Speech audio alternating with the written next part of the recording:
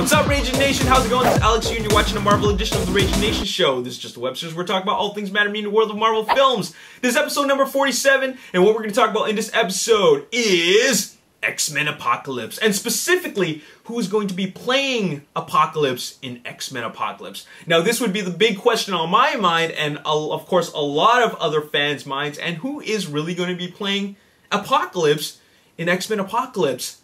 Well, we got the answer right here. It has been confirmed. And you know, casting Apocalypse is just as important as the vision of how Apocalypse is going to be portrayed, and actually having Apocalypse in these X-Men films, considering that X-Men Apocalypse is the final installment in this new trilogy of X-Men films. And by new trilogy, I mean, of course, the young X-Men cast trilogy, starting with X-Men First Class, and then followed by X-Men Days of Future Past, and of course, ending with X-Men Apocalypse. So casting Apocalypse is actually quite important, alright? I mean, finding the right actor to play Apocalypse. And it's just as big as casting Thanos in the Marvel Cinematic Universe. Thanos is to Avengers, Apocalypse is to X-Men. So this is a pretty big deal. Now, the first rumor was that Idris Elba, who played, what the heck was his name? The guy, the Heimdall in Thor. The rumor was that he is going to be playing Apocalypse. Now, I thought that was a pretty good choice, to be completely honest. I didn't think of him at first to play Apocalypse, but I thought that that's a pretty good choice. I mean, he's a very imposing actor, you know what I'm saying? And I think that he could really play the part. But it has been confirmed that Oscar Isaac will be playing Apocalypse in X-Men Apocalypse. Woohoo! I'm just kidding. I really have not seen a whole lot of Oscar Isaac's work. I saw him as a supporting role in Bourne Legacy first. That's my first exposure to Oscar Isaac's work. And then he will be starring alongside Jessica Chastain in A Most Violent Year. And of course, he will be playing a character in Star Wars Episode 7, The Force Awakens. But other than that, I really don't have much knowledge about his work. So it's going to be kind of a wild card to have Oscar Isaac play Apocalypse in X-Men Apocalypse. Now, when casting actors for these major roles, it really comes down to two things, okay? Well, at least in my eyes, it comes down to two things. And that is, does the actor look the part? You know, I'm not just talking about, you know, his wardrobe or the way his hairstyle is and the way his face is. Does he look the part? And can he look the part? Okay? That's the first important thing. I mean, that's what we first think of. Because, you know, you look at the character as drawn in the comics, and then you look at the actor. Alright? And then automatically you're thinking, does he look the part? Alright? Let's lay it out right here. Does he look the part? And, you know, first thing I think of is, no, he doesn't look the part. Okay? I'd rather say that Idris Elba looks the part, because he just, he just is a more imposing, and he's got that physique and just the whole look of him. It just looks like, you know, that I can see the armor and the costume going on him, the makeup and his voice, and then suddenly he's Apocalypse, okay? But, okay, now here's the second factor, okay? The first factor in the casting decision is, do they look the part? The second factor is, are they a good actor? Is this a good actor? Okay, that's the next thing. Okay, if he doesn't look the part, then ask yourself the question, is this a good actor? And I'm pretty sure that he is a good actor. I mean, I've looked at some of, I haven't seen all his films, but I've looked at some of the work that he's done, and he's you know, he starred in Inside Llewyn Davis. He was in Robin Hood. Body of Lies was a pretty decent film. So, you know, there's a Most Violent Year looks like it's going to be an Oscar-worthy film, all right? So there is you know, there's a number of credits in his filmography that suggest that he, you know, this is a pretty decent actor.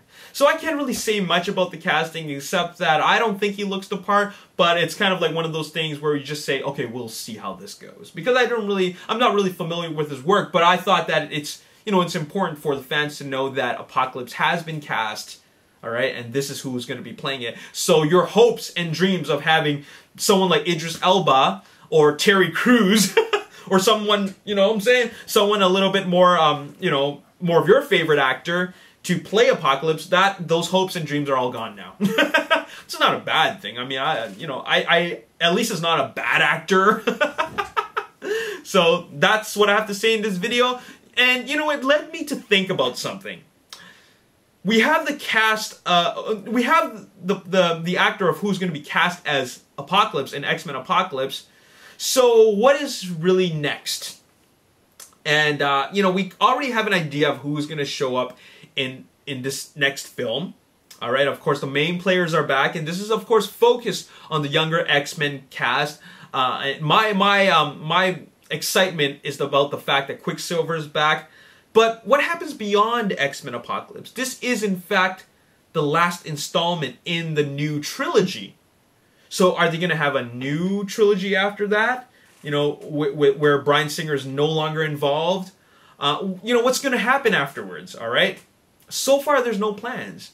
So far, there's no plans to make a 10th X-Men film. And by 10th X-Men film, I mean that, well, there's the first trilogy, there's the Young trilogy, and of course, there's the Wolverine trilogy.